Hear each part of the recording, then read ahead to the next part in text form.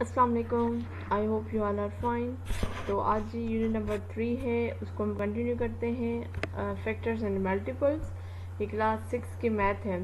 तो एक्सरसाइज 3.3 हमने previous video में कंप्लीट कर दी थी। उसके बाद एक्सरसाइज 3.4 है, उसमें हाईएस्ट कॉमन फैक्टर और दोनों तरीक़ों से प्राइम फैक्टराइजेशन और डिवीजन मेथड।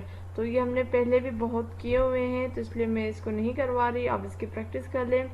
अगर आपको कहीं लगता है कि आपको अभी भी कोई इशू है तो मुझे बता दीजिएगा, मैं करवा दूंगी।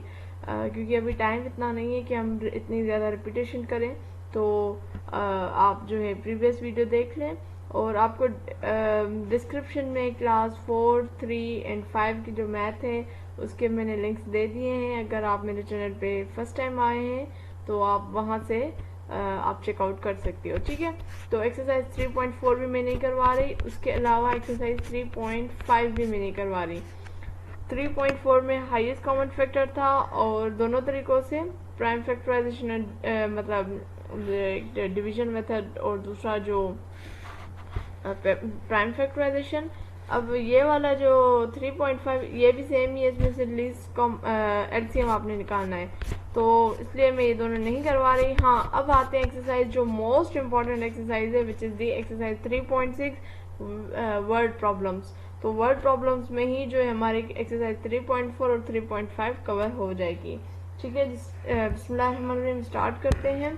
तो क्वेश्चन नंबर 1 है कि find the greatest length of a wooden scale which can be use to measure 540 and 360 centimetre exactly. मतलब ग्रेटेस्ट लेंथ वुडन स्केल की क्या होनी चाहिए जो एग्जैक्टली 540 और 360 सेंटीमीटर को एग्जैक्टली मेजर कर सके। तो पहले आप मैं सही बताऊँ, मुझे स्टार्टिंग में बहुत इश्यूज होते थे कि कैसे पता चले कि हाईएस्ट कॉमन फैक्टर है या लीस्ट कॉमन फैक्टर, एलसीएम करना है या एचसीएफ करना है। ये मुझे कमेंट भी आया हुआ था। तो मैंने अपने जहन में एक बात रख दी थी, और उस बात को सामने रखते हुए मैंने ये क्वेश्चन किए थे, तो मेरे सही गए। ऑलमोस्ट 90% मेरे ये क्वेश्चन सही गए थे। एक दो अगर कहीं पे इशू आ रहा था तो वो थोड़े से उसकी टेक्निक डिफरेंट थी, तो इस वजह से आ रहा था। तो मैंने क्या किया, जैसे यहाँ पे कह रहे हैं ना ग्रेटेस्ट लेंथ, तो मतलब ये हाईएस्ट फैक्टर है, हाईएस्ट कॉमन फैक्टर की बात कर रहा है, ठीक है। तो सबसे पहले हम हाईएस्ट एचसीएफ कर लेते हैं। ये जो क्वेश्चन था हमारा, क्वेश्चन था अब ये जो नंबर गिवन है 540 एंड 360, इनके हम एचसीएफ कर लेते हैं, ठीक है। तो डिफरेंट तरीक़ों से आप कर सकते हो, एक साथ भी कर सकते हो, डिफरेंट मतलब अलग अलग करके भी कर सकते हो। तो मैं अलग अलग करती हूँ, मुझे ये थोड़ा इजी रहता है। तो 2 की टेबल लगाएं, 2 2 ज़ा 4, इस तरफ चला गया 1, 2 7 ज़ा 14, 0 का 0।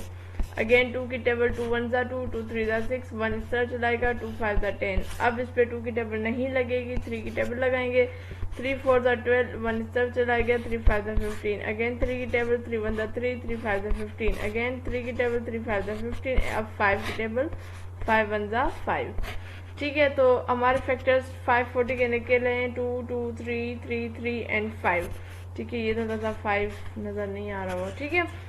अब आते हैं हम जो दूसरा है, कौन सा था 360, उसके निकालते हैं फैक्टर। तो 360 के फैक्टर्स निकालते हैं। मैं थोड़ा सा पेन का जो भी वो हल्की कर दूँ, ठीक है।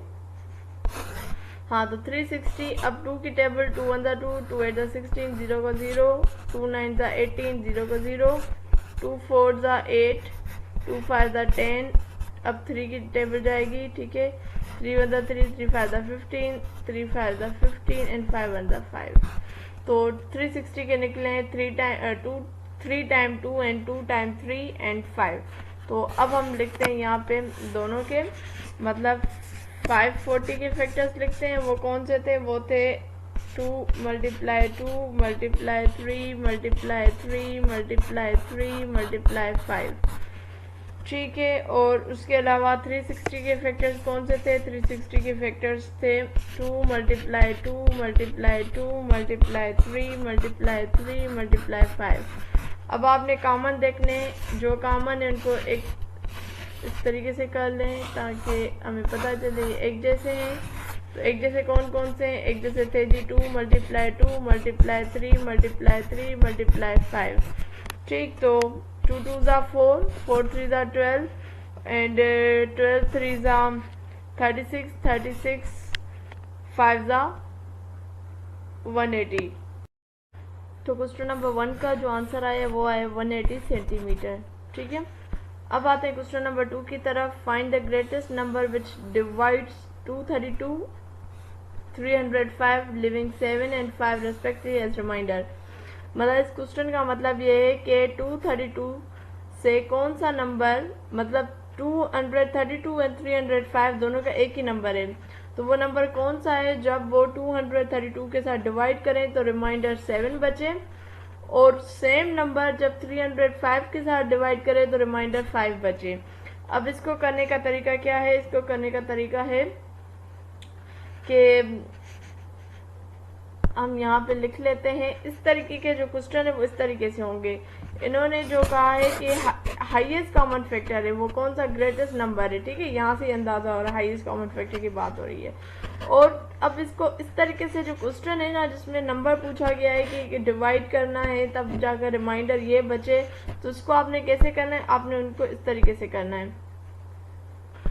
तो सबसे पहले 305 है, अब इसमें आपने माइनस करना है क्या, 5, तो आपके पास क्या बचेगा, 300 बचेगा। ठीक है, दूसरा आपके पास क्या है, 232 में से मैं क्या इनमें से मैं 7 माइनस करूं, रेस्पेक्टिवली लिखा हुआ है ना, मतलब रेस्पेक्टिवली का मतलब होता है ये इसके साथ होगा, फर्स्ट के साथ, सेकंड के साथ।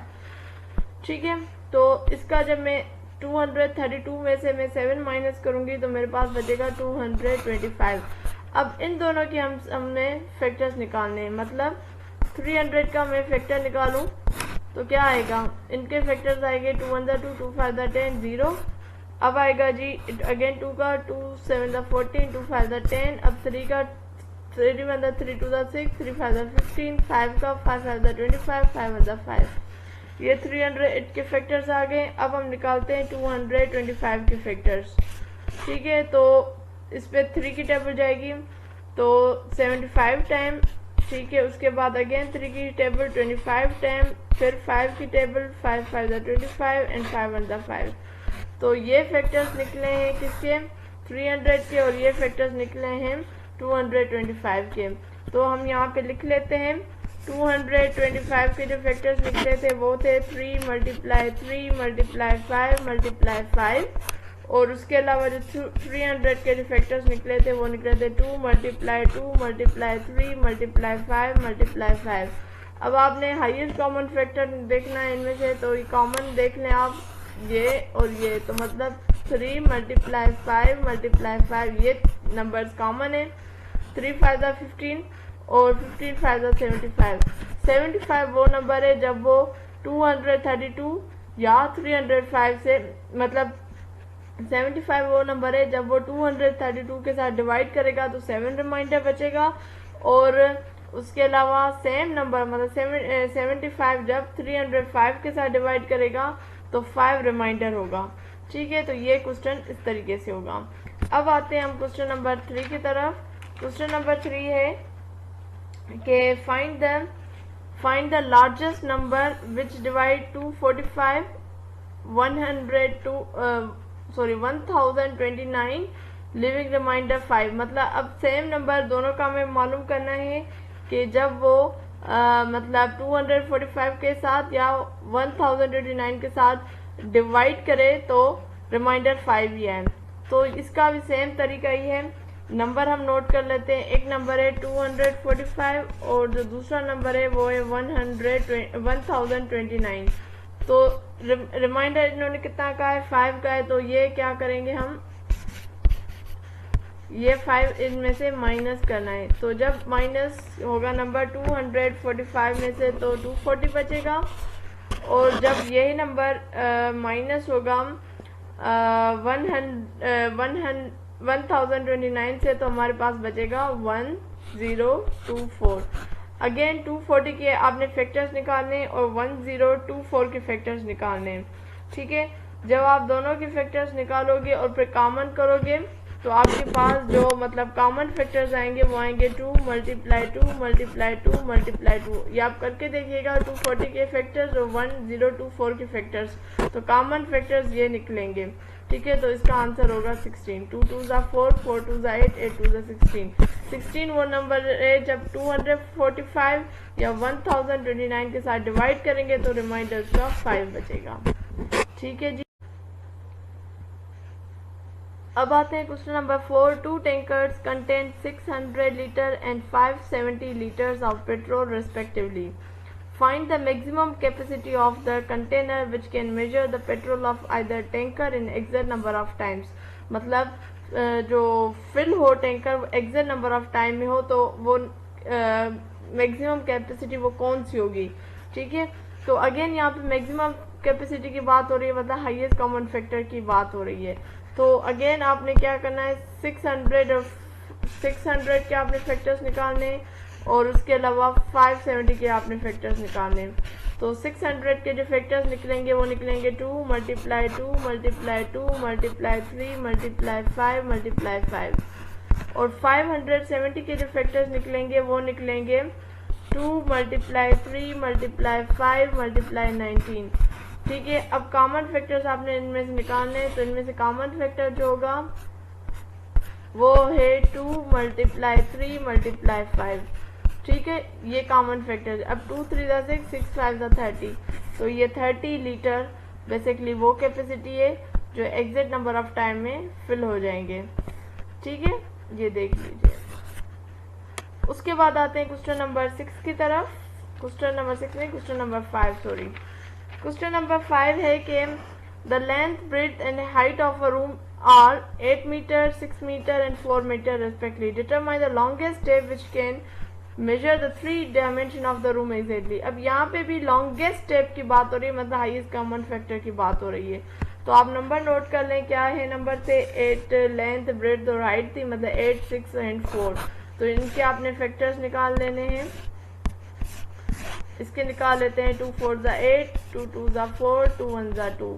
ठीक, इसके निकाल लेते हैं 2 3 ज़ा 6, 3 1 ज़ा 3। इसके निकाल लेते हैं 2 2 ज़ा 4, 2 1 ज़ा 2। कॉमन इसमें से कौन से, इनमें से कॉमन आपको एक ही मिलेगा, ये 2 देख रहे हो, ये तो इसका होगा 2 मीटर। ये इसके आंसर आ गया। ठीक है, 2 मीटर इसका आंसर आ गया। उसके बाद हम आते हैं क्वेश्चन नंबर 6 की तरफ। क्वेश्चन नंबर 6 है कि 3 bells ring at an interval of 5 10 15 minutes. मतलब एक बेल 5 मिनट, दूसरी बेल 10 मिनट, तीसरी बेल 15 मिनट के मतलब मिनट्स के बाद बेल रिंग कर रही है।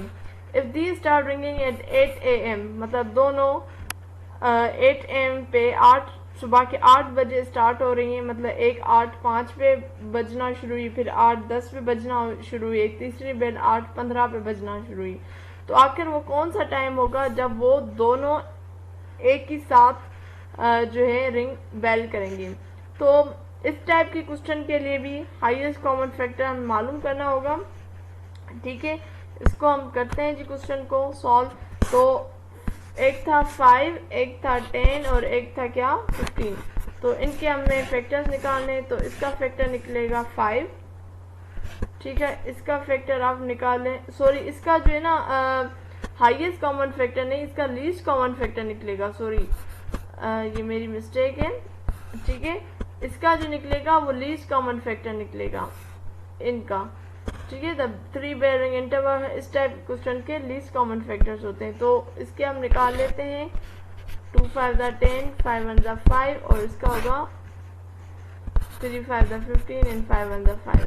तो अब मैं अगर यहाँ पे लिखूँ 5 के फैक्टर्स थे 5, 10 के फैक्टर्स थे 2 मल्टीप्लाई 5 और 15 के फैक्टर्स थे 3 मल्टीप्लाई 5।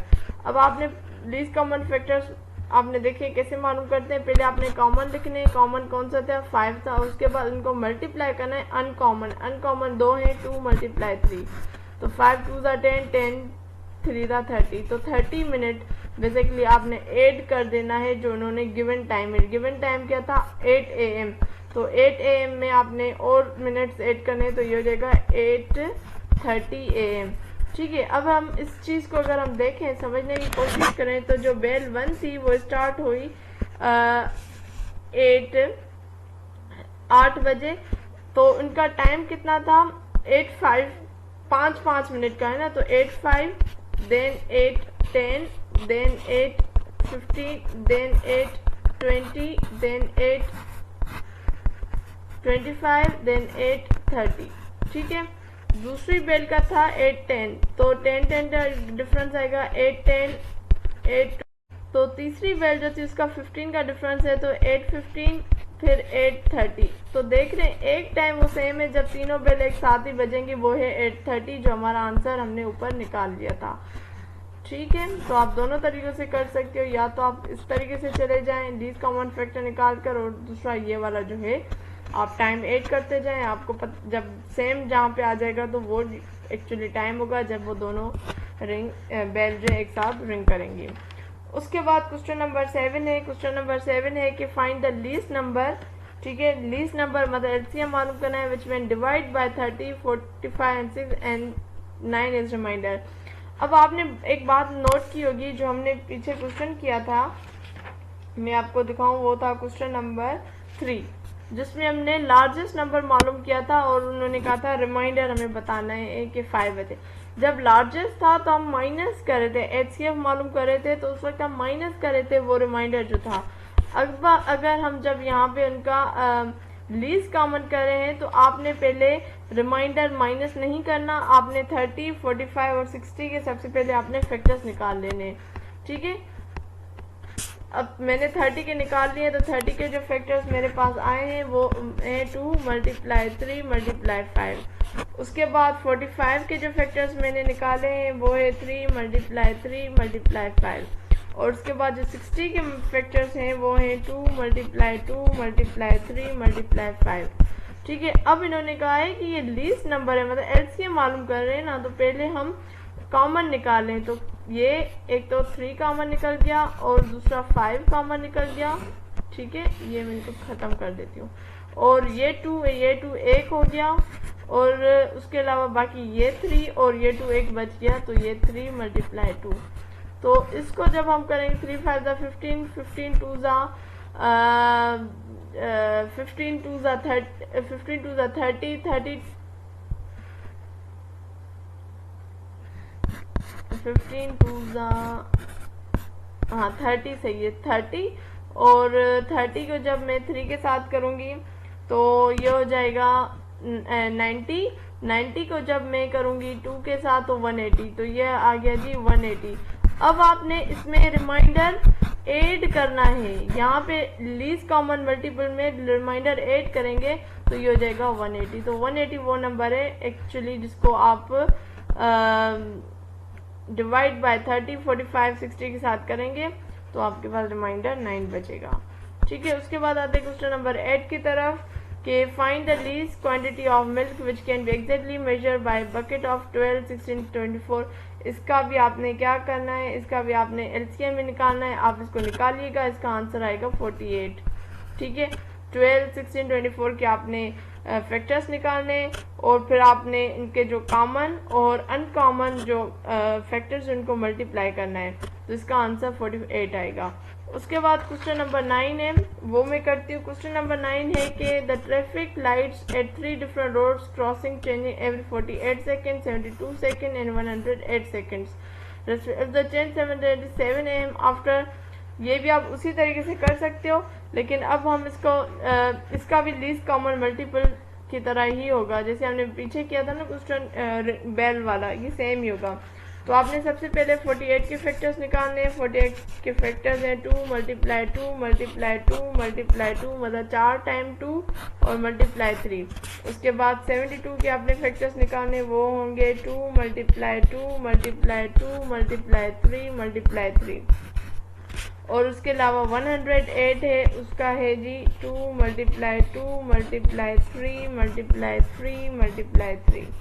कॉमन निकालें तो इसके जो कॉमन निकलेंगे वो ये निकल रहे हैं। ठीक है, तो इसके कॉमन निकलेंगे 2 मल्टीप्लाई 2।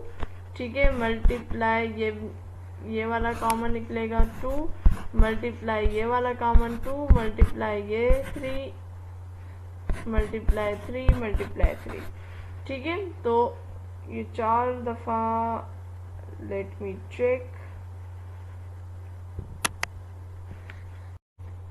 अच्छा, तो अब हम जब इन सबको आपस में मल्टीप्लाई करेंगे तो हमारे पास जो आंसर आएगा वो आएगा 432। ठीक है, 432। तो आप ये इसका आंसर कंसिडर कर ले, या आप इसको जो है सेकंड है तो इनको आप मिनट में कन्वर्ट करने के लिए आप इसको 60 के साथ डिवाइड करेंगे तो आपके पास आंसर आएगा 7.2, मतलब 7 मिनट 2 सेकेंड्स। तो ये जिसका आंसर है, तो वो डिपेंड करेगा उस वक्त जब अगर ऐसे सवाल आ गए तो उस वक्त ऑप्शंस में क्या है, तो आपने ऑप्शंस को रखते हुए आपने डिसाइड करना है कि इसको मैं आगे यहीं छोड़ूं या फिर इसको डिवाइड करूं। तो ये इस तरीके से जी हमारी एक्सरसाइज कंप्लीट हुई। उम्मीद है आपको वीडियो अच्छी लगी होगी। अगर आपको कहीं लगता है कि आंसर्स में इशू है तो प्लीज़ मुझे ज़रूर कमेंट किया करें। करते हैं काफ़ी स्टूडेंट्स, मुझे अच्छा लगता है। मैं रीचेक करती हूँ अपने काम को, अपने क्वेश्चंस को, और मैं आपको बता देती हूँ कि हाँ वाकई मेरी गलती है, मैं मानती हूँ अपनी गलती। जाहिर सी बात है, मैं भी इंसान हूँ, मैं भी सीख रही हूँ आप लोगों के साथ साथ। तो आई होप आप लोग कोऑपरेट करेंगे, और अगर वीडियो अच्छी लगी है तो लाइक करें, कमेंट करें, दूसरों के साथ ज़रूर शेयर करें। मुझे अपनी दुआ में याद रखें। अब हाजिर होंगी मैं नेक्स्ट वीडियो में, तब तक मुझे दीजिए इजाज़त। अल्लाह हाफिज़।